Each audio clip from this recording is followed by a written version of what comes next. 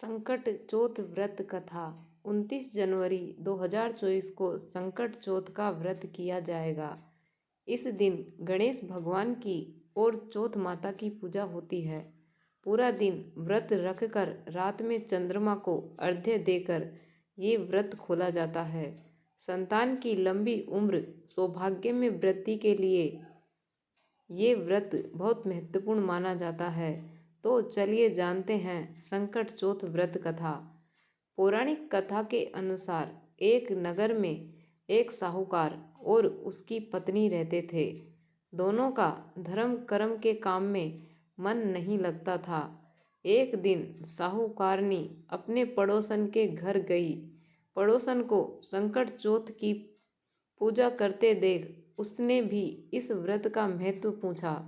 साहूकारनी को संकट चौथ व्रत या तिलकुट्टा चौथ व्रत की महिमा बताते हुए पड़ोसन बोली कि गणपति जी की कृपा से व्यक्ति को अखंड सौभाग्य, पुत्र, धन धान्य, बुद्धि सिद्धि सब कुछ प्राप्त होता है। साहूकारनी ने व्रत का लाभ जानकर संकट चौथ व्रत करने का संकल्प लिया। साहूकारनी ने कहा कि वह माँ बनती है तो संकट चौथ व्रत करेगी और गणेश जी को 1.25 सेर तिलकुट्टा चढ़ाएगी।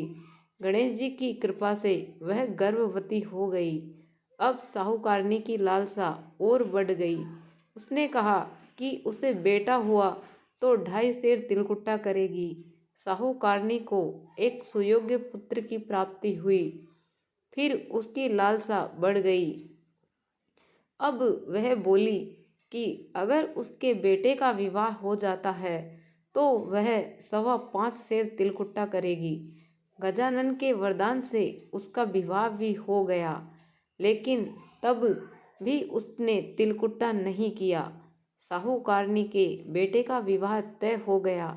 लोभी साहूकारनी को सबक सिखाने के लिए गणपति जी ने अपनी माया से शादी वाले दिन उसके बेटे को गायब कर दूर कहीं जंगल में पहुंचा दिया। माता पिता और सभी वर के गुम हो जाने पर चिंतित होने लगे।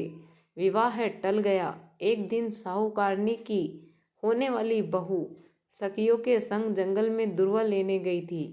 उसे देखकर साहूकारनी के बेटे ने आवाज भी दी, लेकिन वह सभी डर के वहां से चली गई और इस घटना के बारे में अपनी माँ को बताया।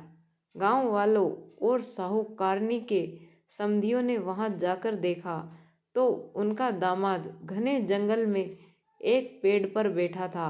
उसने सभी को अपनी माँ की गलती बताई और कहा कि मेरी माँ ने संकट चौथ व्रत करने का वचन दिया था, लेकिन उसे पूरा नहीं किया, जिसके कारण संकट देव क्रोधित हो उठे।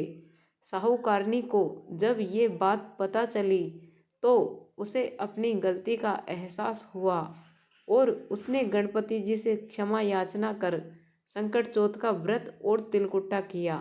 गणेश जी ने साहूकारनी को माफ कर दिया और उसका बेटा भी सही सलामत घर आ गया।